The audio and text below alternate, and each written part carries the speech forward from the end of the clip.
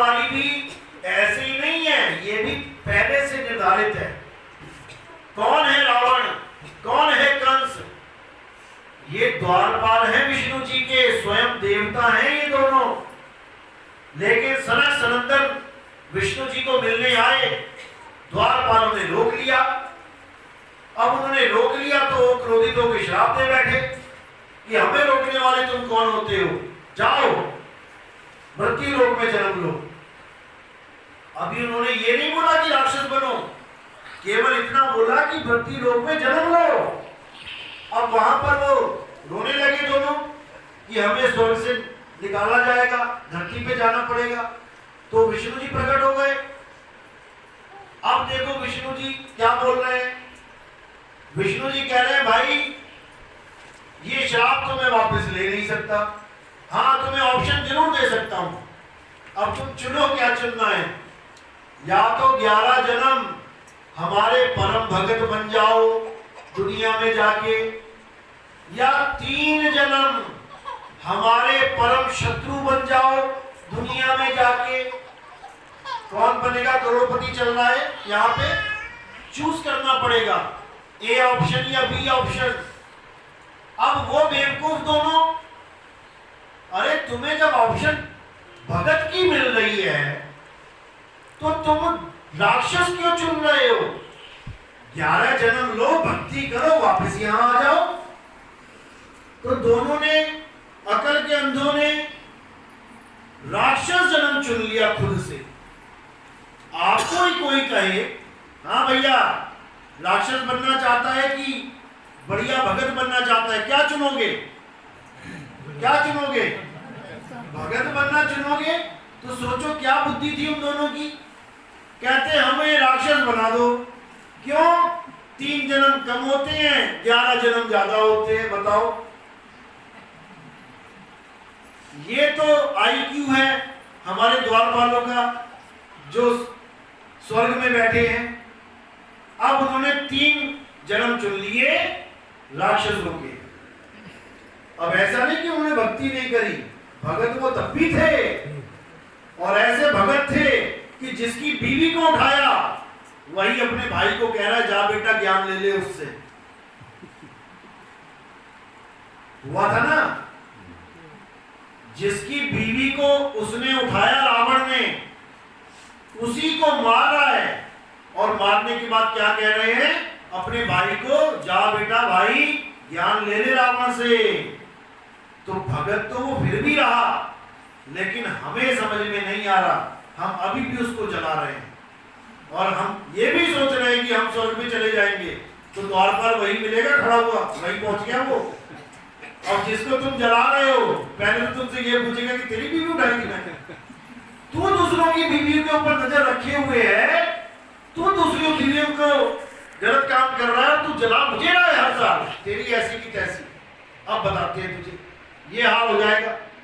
लेकिन हमें समझ में ही नहीं आ रहा, हम वही रीति रिवाज में पड़े हुए हैं। असली रावण तुम्हारा मन है, तुम्हारा मन है। तुम्हें समझाया गया कि किसी की बीवी पे नजर मत रखना, नहीं तो बार बार जलाए जाओगे, और तुम सोच रहे हो वो उठा के ले गया। तो ये सब सांकेतिक ज्ञान होता है।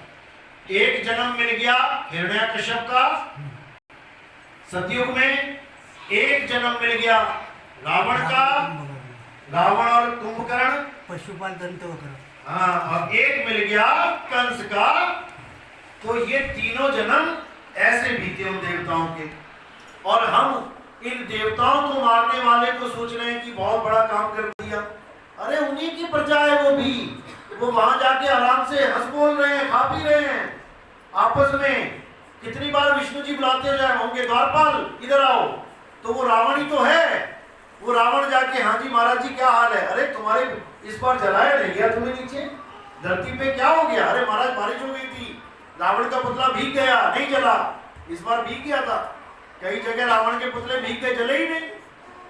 तो जिनको हम सोच के बैठे हैं कि वो बहुत बड़े विरोधी हैं, भाई वो एक ही जगह पहुंचे हुए हैं, वो स्वर्ग में ही बैठे हैं, रावण भी और राम भी।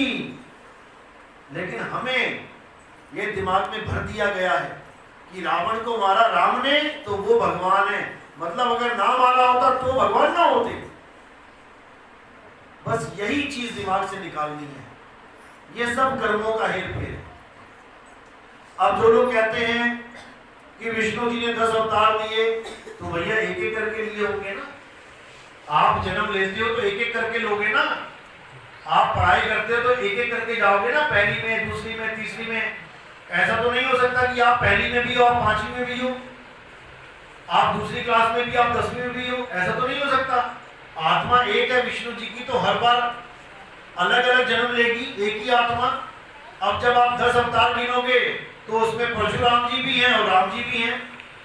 अब परशुराम और राम जी एक ही विष्णु जी के अवतार हैं, तो भैया दोनों आमने सामने कैसे खड़े हो गए? जब धनुष तोड़ा गया शंकर जी का, धनुष तोड़ा था ना राम जी ने, तो कौन आया था क्रोधित होके? परशुराम जी आए। तो एक ही भगवान के 2 अवतार एक ही समय में कैसे हो गए? किसको बोले हम विष्णु जी का असली अवतार? आत्मा तो एक है ना। तो इसके पीछे संकेत क्या है? इसके पीछे संकेत ये है कि भाई सभी सब विष्णु जी के अवतार हैं, सब भगवान के अवतार हैं। अलग अलग मत समझो अपनों को। उन्होंने गीता में बोला है, मैं सब जीवों के हृदय में विद्यमान हूं। तो जब वो सब जीवों के हृदय में विद्यमान है, तो वो कौन नहीं है? वो सब हैं। इसीलिए बोला, तुझ में राम, मुझ में राम, सब में राम समाया, और सबसे कर लो प्रेम, जगत में कोई नहीं पराया। सब भगवान के अवतार हैं, सब परमात्मा के अवतार हैं, लेकिन उस मालिक को भूले बैठे। बस उसको याद करना है और एक अब एक हो जाना है। तो आप ही सोहम हो जाओगे, तुम ही परमात्मा हो जाओगे। कब? देह त्यागने के बाद। ये मत सोचना कि देह धारण करके तुम परमात्मा कहलाओगे। जब तक तुमने देह धारण की हुई है, तुम जीव कैटेगरी में हो, और जैसे ही तुम्हारी देह छूटेगी, तुम परमात्मा में लीन हो जाओगे। यानी जब मैं था तब हरि नहीं, जब मैं जीव अवस्था में था तब पीव नहीं, अब हरि है मैं नहीं। अब देह छूट गई, अब हरि हरि है, अब मैं नहीं। जैसे गंगा नदी चली, जब तक समुद्र में नहीं मिल गई तब तक वो गंगा ही है।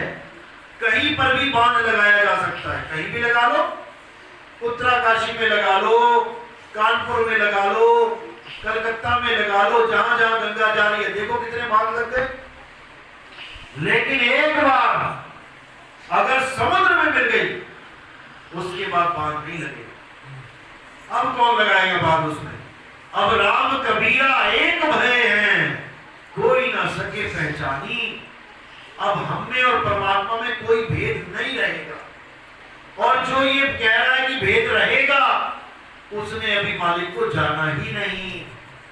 कोटि तो ब्रह्मा भरे, भक्ति करके ब्रह्मा बन गए, और कोटि भय ईश, कई लोग ब्रह्म हो गए गलत भक्ति करके।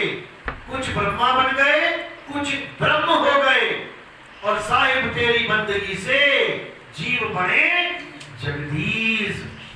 अगर